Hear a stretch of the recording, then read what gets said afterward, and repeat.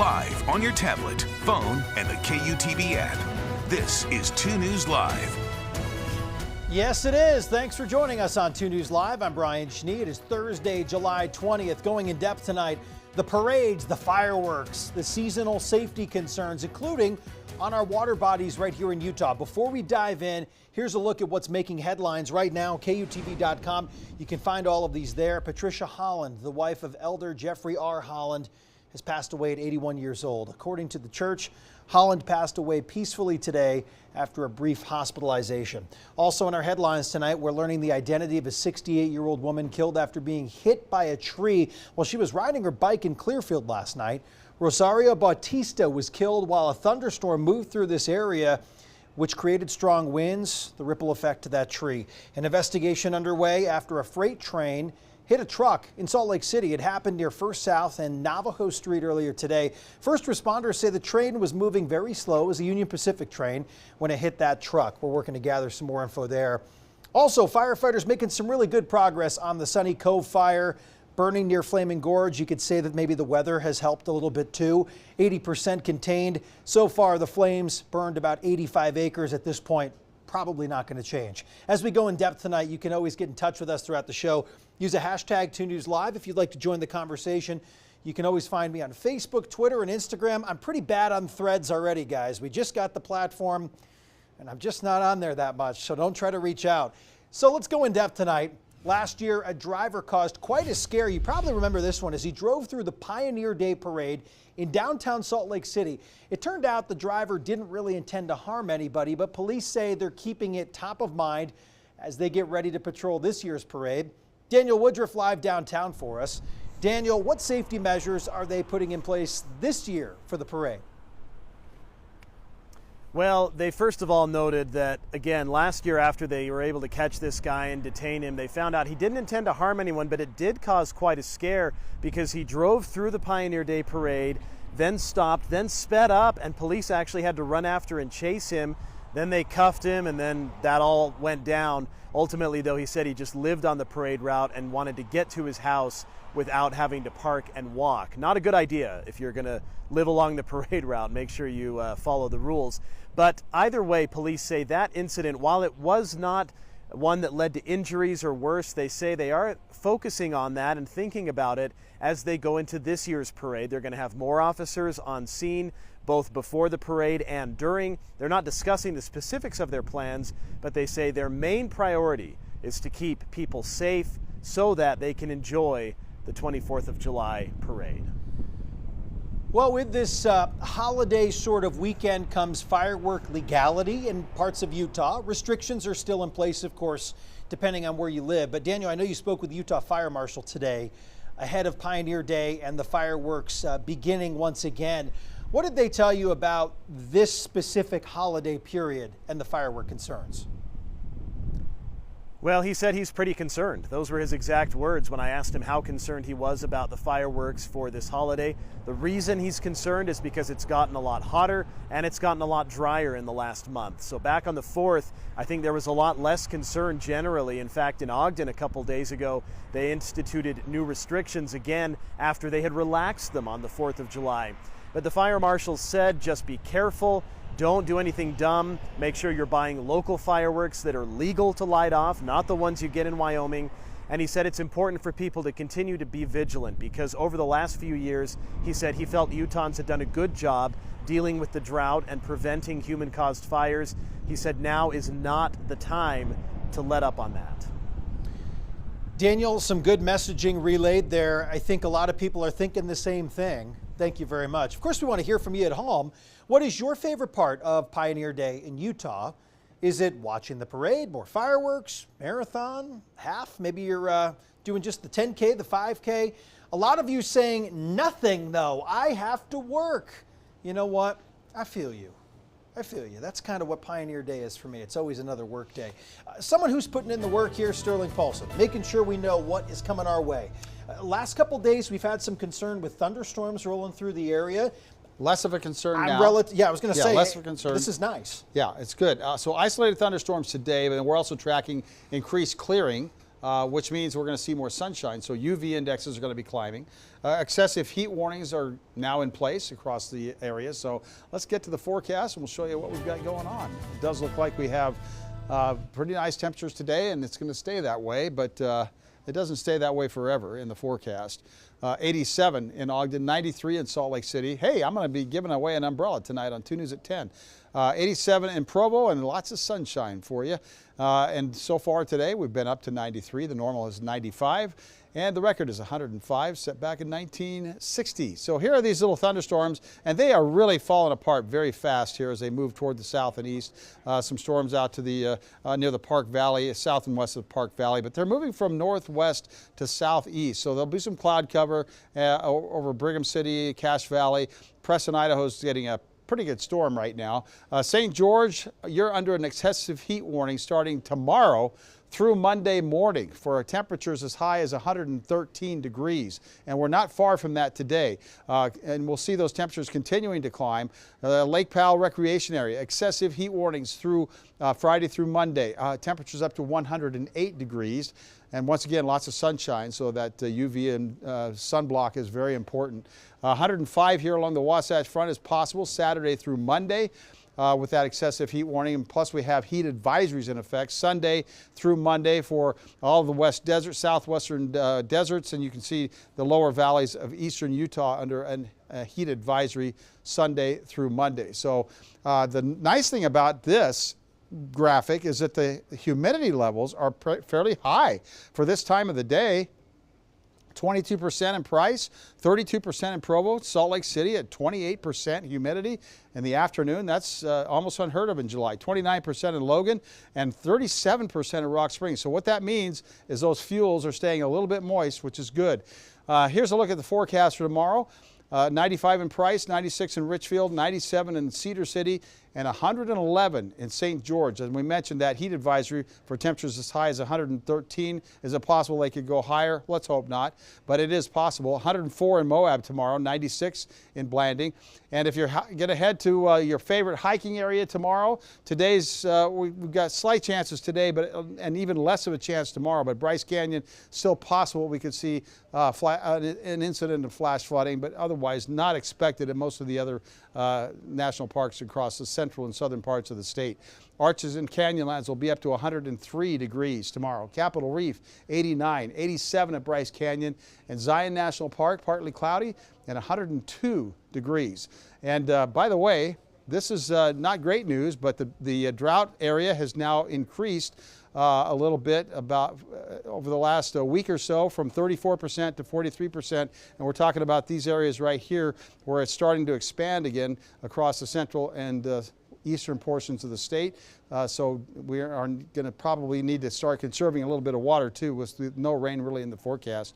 Hot temperatures, that's in the forecast for the 24th of July. This is 6 a.m. in the morning. We're going to see those very hot temperatures, but because we're starting to see a little more of a southerly flow, we could actually see a few afternoon thunderstorms popping up across the Wasatch Front. Starting Monday and continuing Tuesday, we could see those isolated storms. Those temperatures, though, 105 degrees on Monday, 110 on Sunday, 112 on Saturday down in St. George, and once again that slight chance of storms Monday and Tuesday. And those storms could head up to the Wasatch Front area too, with Monday, Tuesday, and Wednesday. 102 the high temperature on Monday on Pioneer Day, and those overnight lows very toasty, right around 80 degrees. That's uncomfortable. This morning we did get down into the 50s and 60s in most areas. But we are forecasting very, very warm overnight lows, which means you really can't pop the window open and get some of that cool air. So check on your neighbors. Make sure they've got a way to keep cool. Very important. Some of them, they're working with a swamp cooler that may not be very efficient. So just check on your neighbors. I liked your humidity graphic because a lot of people always associate hot temperatures with fire danger, but it really is the perfect combination of low RH and then, of course, winds, right, in the afternoon? Right, and we're not forecasting a lot of wind because we're in the middle of a high pressure. And so far, those humidity levels will start to drop, but they'll drop quicker if we have the wind. And we're just not forecasting a lot of wind. The excessive heat warning, I guess I always kind of crack up at it a little bit saying, it's just the dry heat though, come on. You know I'm not from here. And you know I'm not from here when I use that excuse. It's true. Your skin evaporative cooling on your skin is a lot better here than it is in Houston, Texas. You're right. Yeah. Thanks, Sterling. Yeah. Remember to download our 2 News weather app.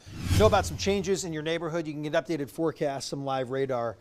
At the palm of your hand, the app is free to download. Hey, I want to show you a live look right now. What appears to be a Trax train stuck there, kind of just at a crossing area, 2nd West, 7th South.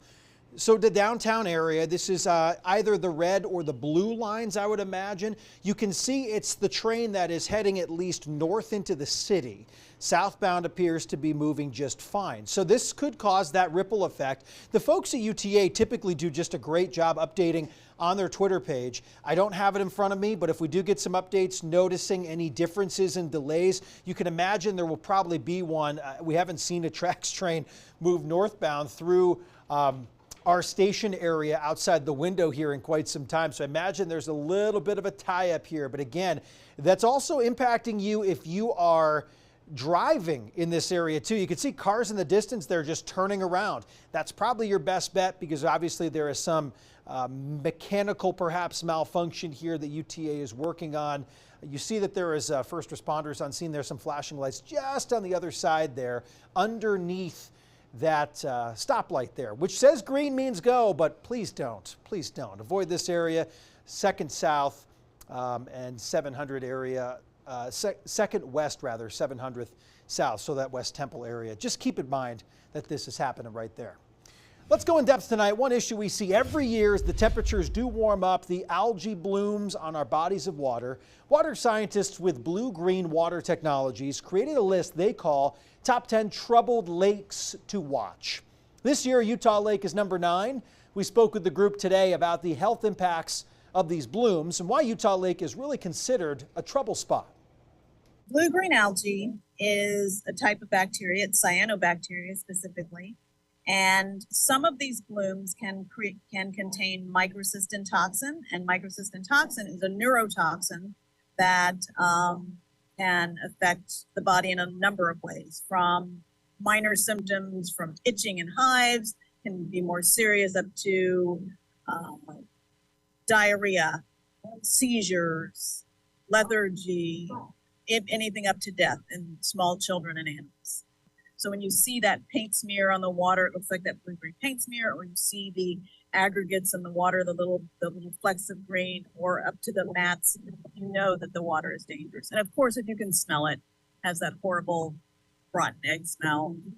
You can see it, you can smell it, stay out of the water. Well, in Utah, on the south side of the lake, you have a shallow water body. When it's shallow, those cyanobacteria cells have less room to move and they're expanding because of the sun, and then they just take over that water body. It's blooming every year, and it's getting worse every year because of the temperatures rising. It's constantly rising. You have a drought situation, and the drought is just exacerbating the cyanobacteria blooms. In the winter, when it gets cooler and those aggregates and the cyanobacteria move farther down in the water column, we do recommend treating it with an algicide. So the more of those cells that you can kill off during the winter and prevent the bloom from becoming as prevalent or as strong next year, we recommend treating early. Well, before you go, just check the websites. Check Department of Environmental Quality website, the Department of Health website. They will always have a list of the lakes that they've monitored and that are cause for concern. And if they find a water body to be toxic, it'll be labeled on their website as toxic, and they will have the precautions. And just to give a shout out to the Utah DEQ folks, that website is updated constantly. Utah Lake has been on there for over a month now with a warning in place. Draper and Sandy City Fire saying a rescue app can help keep Utahns safe. Fire crews held an informational conference on the What 3 Words app this morning at Little Valley Trailhead.